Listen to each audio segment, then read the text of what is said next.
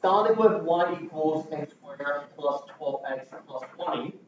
If I want to complete the square for this trinomial, I will be using this middle term and divide it by 2. It will turn into a 6. But that's not what we want. When you are trying to complete a square, you want the first term here to be a perfect square and the last term to be a perfect square as well.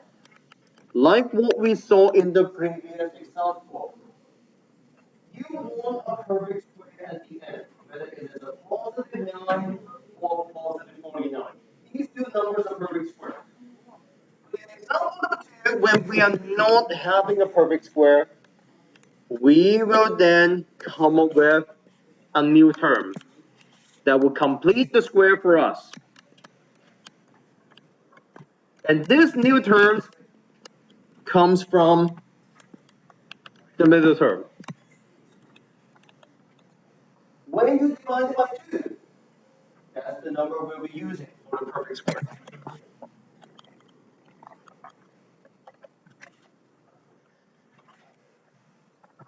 These three terms will give us a perfect square. These three terms will give us x plus 6 at the end. But the question gave us 20, not 36. But you want to make the adjustment, right? You will make the adjustment. We need to offset, right? We need to subtract this part. There are times when it is difficult to decide what we are missing at the end to create the plus 20 in the question.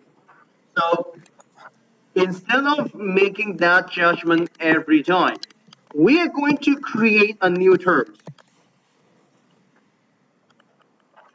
Knowing how we have just added 6 squared to the equation, we will offset the new change by using a minus.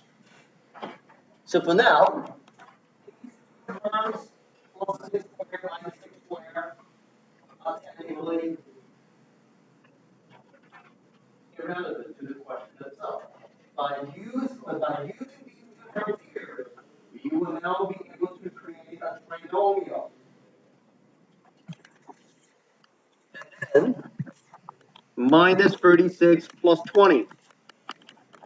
This will give us minus 16. So in this case, we will now be able to come up with the vertex of this trinomial. Negative 6, negative 16.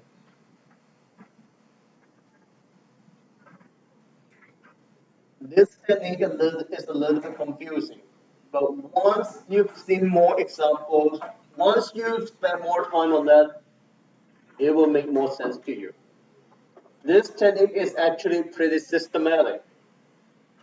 Every time when you are starting with a trinomial, you will use the middle term divided by 2 to come up with the number that you want to use for the perfect square. So, in the second example, starting with x squared minus 10x, I will now be using 5 squared to complete the square. Using the middle term, 10x, when I divide it by 2, it will give us the number we need to complete the square. But in order to balance the equation, we need to offset the change. Don't forget the plus 18 at the end. It is still part of the equation. We need to carry it from the above. The first 3 terms here will give us a perfect square.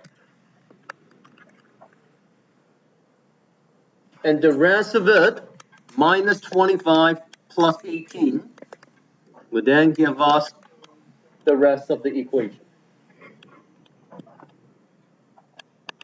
This will now give us the vertex of the parabola.